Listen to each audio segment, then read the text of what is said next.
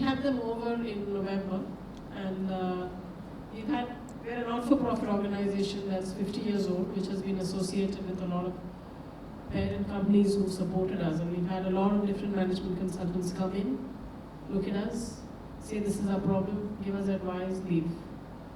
No solutions. Because they were what they assessed, what they thought. Our team didn't hold it up. It was like another paper filed into the desk. This was very different.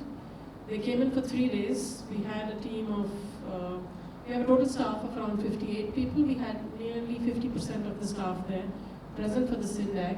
And what they make you first do is, yes, establish a few disciplines about how you will conduct yourself in the meeting. But after that, then they started getting us to open up, and they've got me sitting out there who's the new boss, and we've got very junior people. Everyone is opening up about the problems. I think within half a day, inhibitions were gone. We listed 138 problems. We felt a lot, but after you said up to 200, 300, I was like, very different. I've seen 500. Okay. Okay. I feel really good now. So we listed the problems, and I think the next day what we did was that it's a lot of times when you say problems, and they made everyone put down, make a list, and each person says and says and says till every single problem is not listed on the board. Then they said a lot of them sound similar, so let's put them together, give attributes, make them into bigger sections. And then what we did was, or rather, first they made us do it, then I think Harpreet concluded, and then he took it forward with everyone at Adizes, and they came up with the conclusion of where we were in the life cycle. I think we stumped you all quite a bit, didn't we? Yes. So we're an organization that's 50 years old, it's an NGO. Despite being 50 years old, the kind of way that we've been, we should have been at Go-Go adolescence. We jumped from Go-Go, what we concluded was to the founder's trap, because we just lost my mom, and I took over. And then they had a conversation and they realized, no, it's actually early aging into bureaucracy. For the people who have not done Adizes, it might sound a little bit like Chinese, but I think if you will just concentrate on what happened, it will really make sense. And that was extremely alarming for all of us, because the next step is recrimination or death. And how do we turn around from there? So we said, okay, we need to do this really fast. Sunil was not going to be free till end of Feb. I was going to be wandering somewhere. And so everyone preponed, and we had it immediately in Jan. We started with something called the POP teams and SINNER teams. POP teams are teams that get together to solve problems which are P-type, which are easy. You can just put them into action and solve them quite fast. So we started that. We did SINNER teams, which was look at slightly bigger problems, put more people together, think, talk, discuss, and then move forward on those problems.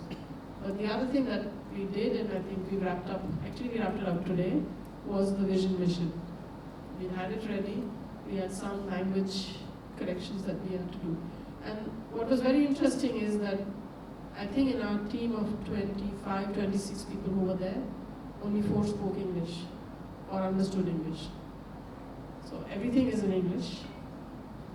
Harpreet was speaking in Hindi, I was speaking and translating in Gujarati, because a lot of them don't even speak Hindi. These are different Indian languages, but yeah, not everyone speaks the same language there. And despite the language issues, we've been able to wrap up and get to where we are. In the mission group, I think earlier they thought we would take a smaller group, but we again took a very large group, because we felt that the mission needs to be opened up by everyone. All the people who are going to work on it, they need to feel it belongs to them. It shouldn't be an opinion given by me or, again, an external team and a paper that's filed away. So that's been a great experience so far. So, Ami, just a quick question. There's a question about mutual trust and respect and how do you develop it. What was the level of mutual trust and respect before, and then how long did it take for you to start seeing a change in the culture? And did it show in any kind of, I was talking about the goal of mutual trust and respect is to create an organization that's able to proactively, constructively identify and address its own problems and opportunities. Did you experience that at all? Yeah, so when we started, our mutual trust respect was not at a very high level, but it was really low. And in these 3 days, we at least developed it to a certain level where we were able to listen to each other. Earlier it was that, if finish talking so that I can talk. It wasn't about really listening to what you're talking to and maybe agreeing with what you're saying because I didn't hear you. So that changed within the first 3 days, and the energy level has completely changed. In fact, our turnover had been stuck. Right after this, we had an exhibition where everyone was geared up for, and we did a record-breaking sales. I don't know how to. Can you translate the number for me? It was a nice number. It was a really great number, and we've had great numbers since then.